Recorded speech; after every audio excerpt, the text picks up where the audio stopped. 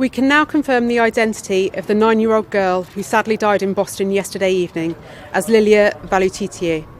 She died on Fountain Lane yesterday evening as a result of what we believe to be a stab wound. Our thoughts continue to be with Lilia's family and friends, and we're doing everything that we can to support them in what is a truly devastating incident. I really appreciate you joining me today, and as I said to everybody the other day, I would do an update and a follow-up to the story of the murder of a 9-year-old girl in Boston in Lincolnshire. Shortly after the news of the murder, she was identified as 9-year-old Lilia Valutyte. She was murdered on Fountain Lane in Boston at around 6:20 on Thursday, July the 28th.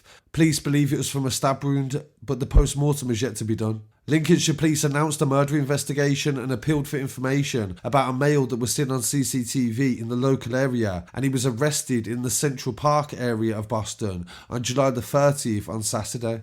A spokesperson for Lincolnshire Police said, "We arrested the 22-year-old man on suspicion of murder. He is now in police custody." The police had made 2 arrests previously, but both of them people were released without any charges. And the latest update on this story is that a man has been charged with the murder of 9-year-old Lilia.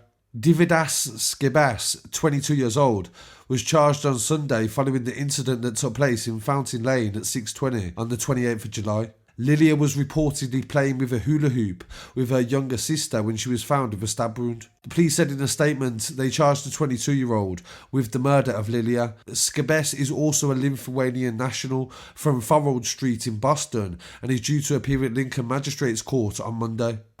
We're still working through a number of lines of inquiry. We have specialist officers and detectives working around the clock to ensure we can progress our investigations as quickly as we can. We're still appealing for members of the public to get in touch, if they haven't already done so, by calling 101 and quoting incident number 419 of yesterday's date, the 28th of July, or they... The family are being supported by specially trained police, and they're asking that their privacy be respected at this time. Chief Superintendent Martin Parker said this is a heartbreaking case that has affected everybody in Boston and also nationwide. Dozens of flowers have been found on the corner of Fountain Lane. Tributes have been paid to the child. There was also a gathering at a nearby church and candles were lit, and the Reverend said the community came together to reflect on what had happened. In further reports about the arrest of the man, there was pictures that were released that showed the man being chased down the street and arrested, and more than a dozen police officers attended the address that was yards from where the schoolgirl was killed in Boston. The man they were trying to speak to fled the scene, and this sparked a manhunt on the quiet back streets of a market town. He was tracked down by a police drone, they said, that went airborne, and neighbours and witnesses recalled the chase as well. They said there was 5 police cars and 20 officers that piled out to try to find him. The address where he was arrested is only 200 yards from where Lilia was murdered.